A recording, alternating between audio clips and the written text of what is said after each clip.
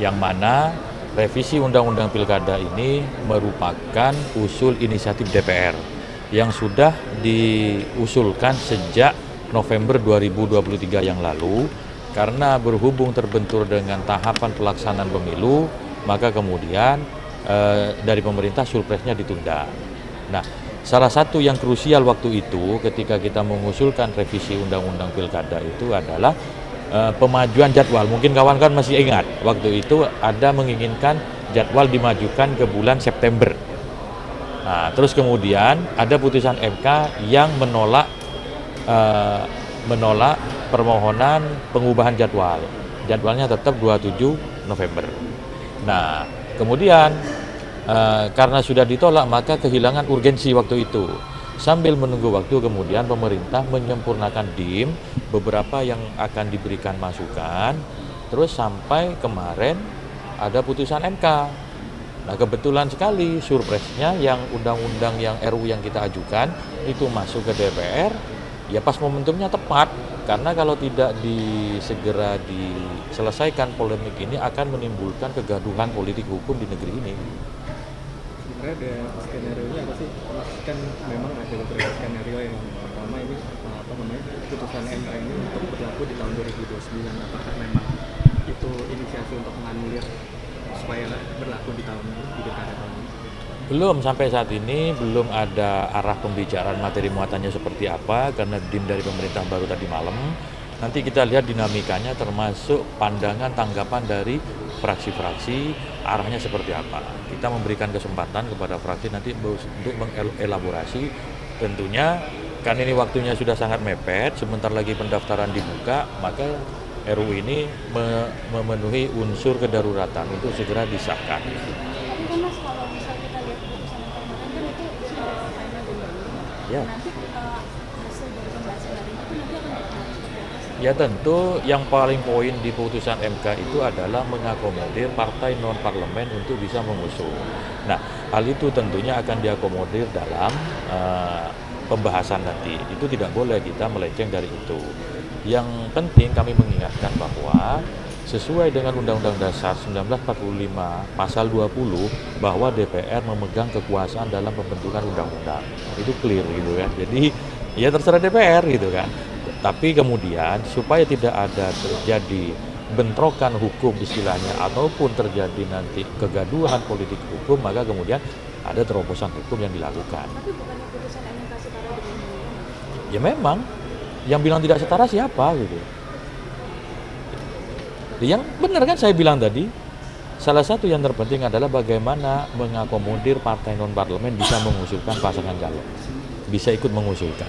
Sawi ini dari ahli hukum tata negara banyak berkaca dari putusan 90 yang tidak melalui revisi ataupun mungkin RDP yang resmi atau dan sebagainya kepada DPR dalam kaitan berkorelasi ini dikatakan potensi politik malah dikaitkan bagaimana DPR.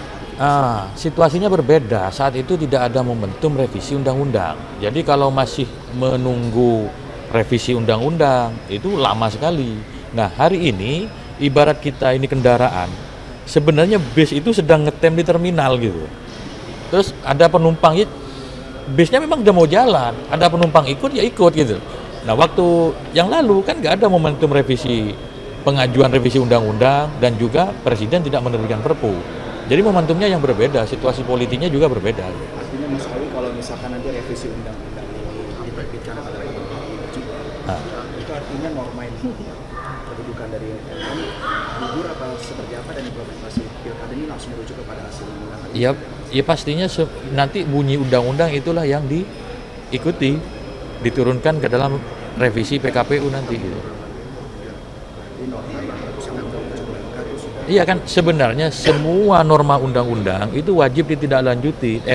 Semua norma putusan Mahkamah Konstitusi itu seharusnya itu ditindaklanjuti dengan revisi undang-undang. Norma putusan Mahkamah Konstitusi yang membatalkan norma undang-undang itu memang harus ditindaklanjuti oleh revisi undang-undang. Itu yang benar, yang pas, apalagi waktunya, timingnya tepat gitu. Kalau kemarin itu situasi memang berbeda.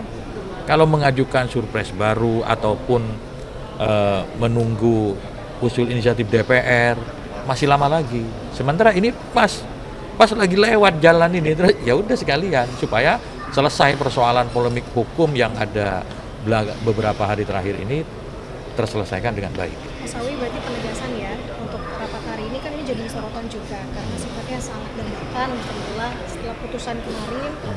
Ada juga isu soal apakah ini jadi ajang untuk menganulir dalam tanda kutip.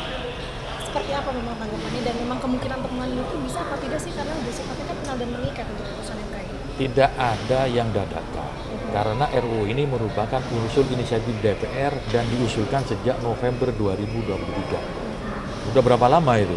Berbulan-bulan. Dan semua putusan tentang MK, putusan MK itu nanti diakomodir. Yang paling urgen itu adalah bagaimana parpol non-parlemen itu bisa ikut mengusung pasangan calon terdaftar di KPU. Itu yang paling urgen. Yang digugat itu toh bahwa suara partai selama ini dihitung yang ada di DPR.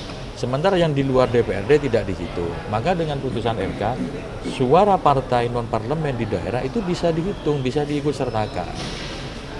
Berarti yang dinilai poin yang paling urgent terkait dengan non-seat ini? Ya non-seat, kan memang itu poinnya gitu. Soal rumusan kalimatnya tentu DPR memiliki kewenangan. Mas Awi, ini juga tiba-tiba ramai dikaitkan dengan Perpu.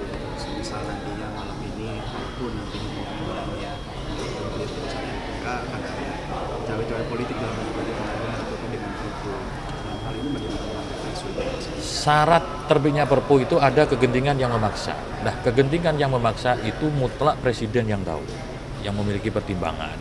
Jadi ya kita serahkan ke presiden mau menerbitkan Perpu atau tidak. Gitu. Artinya Perpu itu pun kalau diterbitkan ya berarti MK dan hasilnya malam ini gugur dengan Perpu itu ya.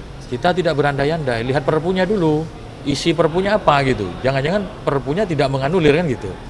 Nah, soal Perpu sekali lagi DPR tidak punya kewenangan untuk memprediksi itu karena semuanya hak prerogatif presiden. Kalau ada Perpu, DPR hanya wajib membahasnya setuju atau tidak. Gitu. 2 kali masa sidang setelah Perpu itu disahkan, diterbitkan. Kalau soal surprise ini kan mengingat bahwa isunya kan sebenarnya tidak berkaitan dengan 60-70 ini yang surprise sebelumnya. Lalu kan ini kan dampaknya cukup masif. Apakah tidak diperlukan surprise baru dari presiden untuk menjadi landasan pembahasan ini? Tidak perlu. Surprise-nya tetap surprise yang lama karena undang-undangnya sama. Yang digugat itu undang-undangnya sama. Kan tidak perlu tinggal masuk aja gitu. Gitu ya.